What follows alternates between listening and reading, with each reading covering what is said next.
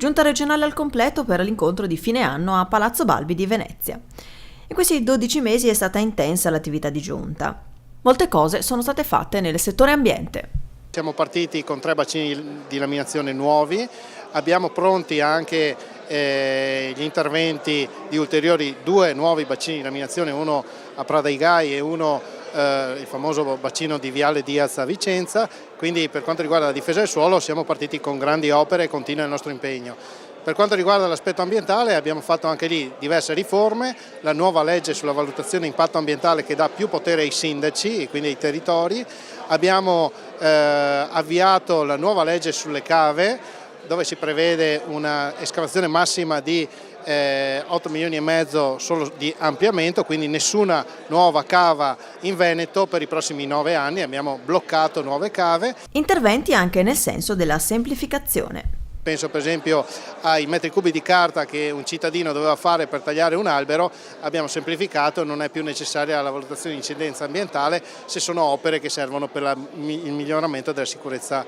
dei cittadini stessi. Siamo intervenuti anche con una regolamentazione di tutti gli impianti da fonti rinnovabili. Nessuno ha nulla contro le fonti rinnovabili, anzi ci mancherebbe, però stavano sorgendo in maniera del tutto confusa e incondizionata degli impianti dappertutto, mi riferisco in modo particolare a centrali a biomasse, a pirogassificatori, a centraline idroelettriche e quindi abbiamo messo dei vincoli e abbiamo specificato in modo chiaro chi li può fare, dove possono essere fatti, come devono essere fatti, in modo tale da evitare delle distorsioni che stavano accadendo sul territorio e stavano mettendo grossa preoccupazione nei cittadini. Riuscire a far partire il piano di sviluppo rurale è stato invece l'obiettivo più importante raggiunto dall'assessorato all'agricoltura.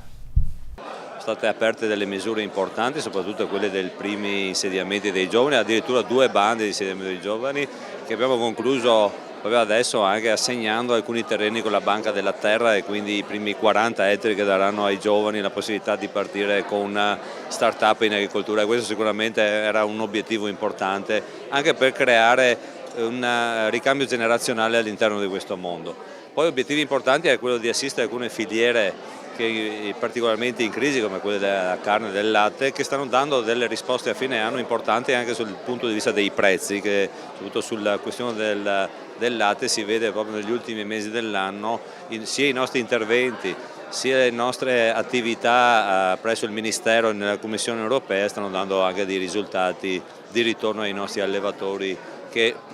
prendono non tantissimo, ma comunque un bel respiro di ossigeno di fine anno. Tra i settori in crescita quello del vino. Il Veneto si conferma prima regione in Italia per quantità e quarta potenza mondiale per l'export. È una filiera che trascina tutte le altre, una importante vetrina anche mondiale. Abbiamo l'obiettivo concluso quasi quello del Pinot Grigio, quindi una nuova DOC che si sta ormai concludendo e sarà conclusa nel 2017 e che abbiamo portato avanti, e ringrazio tutti gli attori delle filiere che ci hanno assistito e quindi che arriveremo con una DOC importante che sarà naturalmente una consorella del Prosecco che darà al Triveneto e al Veneto in particolare una grande spinta ancora nel settore vitivinicolo.